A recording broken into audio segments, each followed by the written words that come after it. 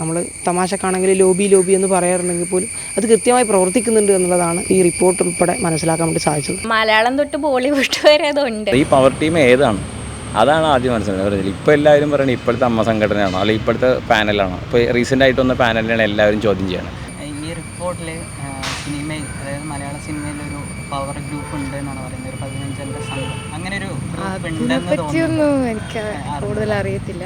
ഉണ്ടെന്ന് തോന്നുന്നു. കാരണം ഇപ്പോൾ പവർ ഗ്രൂപ്പ് എന്ന് പറയുന്നത് ഒരു സിനിമ ഇൻഡസ്ട്രിയിലല്ല, മലയാളം തൊട്ട് ബോളിവുഡ് വരെ അതുണ്ട്. അത് നമുക്ക് ഇന്ത്യയിൽ എല്ലായിടത്തും തീർച്ചയായിട്ടും ഉണ്ട്. ഒരു കുറച്ച് ഗ്രൂപ്പ് ആൾക്കാർ അതിനെ ഡോമിനേറ്റ് ചെയ്യുന്നതായിട്ട് എപ്പോഴും തോന്നിയിട്ടുണ്ട്.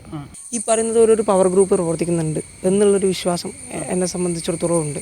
അപ്പോൾ അത് തകർക്കപ്പെടേണ്ടത് തന്നെയാണ്. നമ്മൾ തമാശക്കാണെങ്കിൽ ലോബി എന്ന് പറയാറുണ്ടെങ്കിൽ പോലും അത് കൃത്യമായി പ്രവർത്തിക്കുന്നുണ്ട് എന്നുള്ളതാണ് ഈ റിപ്പോർട്ട് ഉൾപ്പെടെ മനസ്സിലാക്കാൻ വേണ്ടി സാധിച്ചത്. അത് ഈ പറയുന്നത് പോലെ എത്ര ഉന്നതനായിട്ടുള്ള നടനായാലും സംവിധായകനായാലും തീർച്ചയായും ശിക്ഷിക്കപ്പെടുക തന്നെ വേണം. ഈ പവർ ടീം ഏതാണ് അതാണ് ആദ്യം മനസ്സിലാക്കുന്നത്. ഇപ്പോൾ എല്ലാവരും പറയുന്നത് ഇപ്പോഴത്തെ അമ്മ സംഘടനയാണോ അല്ലെങ്കിൽ ഇപ്പോഴത്തെ പാനലാണോ? ഇപ്പോൾ റീസെൻ്റ് ആയിട്ട് വന്ന പാനലിനാണ് എല്ലാവരും ചോദ്യം ചെയ്യണം. ഒന്നെങ്കിൽ ഈ പവർ ടീം ഏത് കാലത്ത് ഉണ്ടായതാണെന്നുള്ളത് ഡിഫൈൻ ചെയ്യുക. അതല്ലാത്തടത്തോളം കാലം ഈ ഇങ്ങനൊരു സാധനം പറയുക എന്നുള്ളത്, അല്ലെങ്കിൽ പിന്നെ അതിനുള്ള കറക്റ്റായിട്ടുള്ള രേഖകളോടുകൂടി പുറത്തേക്ക് വിടാം. അതായത് ഇപ്പോൾ ഇവർക്കെതിരെ ഇത്ര അലിഗേഷൻ ഉണ്ടെങ്കിൽ കൊടുക്കുകയാണെങ്കിൽ അതേ കൂടി, അതായത് പേര് മാത്രം അല്ലെങ്കിൽ ഇങ്ങനൊരു അഭ്യൂഹം മാത്രം എന്ന് പറഞ്ഞിട്ട് കാര്യമില്ല. കൊടുക്കുകയാണെങ്കിൽ കറക്റ്റ് വാലിഡ് എല്ലാ സാധനങ്ങളോടുകൂടി ഇവരെ ഡിസ്ക്ലോസ് ചെയ്യാം.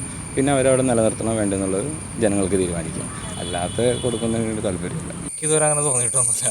അങ്ങനെ പവർ ഗ്രൂപ്പ് ഒരു സെപ്പറേറ്റ് വിങ്ങായിട്ട് അങ്ങനെ എല്ലാവരും ഈക്വലായിട്ടാണ് എല്ലാം ചെയ്തു പോകുന്നത്. ഇപ്പോഴത്തെ നമുക്ക് എങ്ങനെയാണെന്ന് അറിയില്ല, അങ്ങനെ ഉണ്ടോ നമുക്കറിയാൻ പാടില്ല. കാരണം നമ്മളെല്ലാവരും ഇഷ്ടപ്പെടുന്ന ആൾക്കാർ തന്നെയാണ് ഇതിൽ പ്രവർത്തിക്കുന്നതൊക്കെ.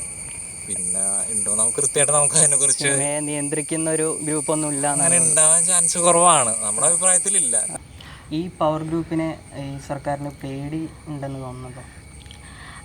അവരുടേതായ രീതിയിൽ ഇൻഫ്ലുവൻഷ്യലാണ്. പക്ഷെ സർക്കാരിന് അവരെ പേടിയുണ്ടോ എന്നുള്ള കാര്യത്തിൽ സർക്കാർ ഇതിനെക്കുറിച്ച് ഒരു മൂവ് എടുക്കാത്ത റിപ്പോർട്ട് മാത്രം കൊണ്ടുവന്നുകൊണ്ട് കാര്യമായില്ല. അപ്പോൾ അവരെ പേടിയുണ്ടോ പേടിയില്ലേ എന്നുള്ളത് ഭയങ്കര കോൺട്രവേഴ്ഷ്യൽ ആയിട്ടുള്ളൊരു കാര്യമാണ്. ഇൻഫ്ലുവൻസ് എല്ലാ മേഖലയിലും ഉണ്ടാവും. ഇപ്പോൾ കയ്യൊക്കെയുള്ളവൻ കാര്യമൊക്കെ എന്നുള്ളത് എല്ലാ മേഖലയിലും പച്ചയായ സത്യമാണ് സാധനം. ഇപ്പോൾ 4 പേര് ഇപ്പോൾ ഇവിടെയാണെങ്കിൽ ഇപ്പോൾ ഒരു കോർപ്പറേറ്റ് നിൽക്കുകയാണെന്നുണ്ടെങ്കിൽ ഇപ്പോൾ മീഡിയ നിങ്ങളുടെ കോർപ്പറേറ്റ് ആണെങ്കിലും അതിനെ ബാക്കിയുള്ളവർ പേടിക്കും. അതെന്താ പേടിക്കുകയല്ല, ഇൻഫ്ലുവൻസ് ഉണ്ടാവും. അപ്പോൾ എല്ലാവർക്കും അങ്ങോട്ടും ഇങ്ങോട്ടും ആവശ്യങ്ങളുള്ള പാലങ്ങൾ കടക്കാനുള്ളതുകൊണ്ട് എല്ലാവരും അങ്ങനെ സ്റ്റേ ബാക്ക് ചെയ്ത് നിർത്തിയത്. അതുകൊണ്ടാണത് ഇത്ര 5 കൊല്ലം പിടിച്ച് നിന്നത്.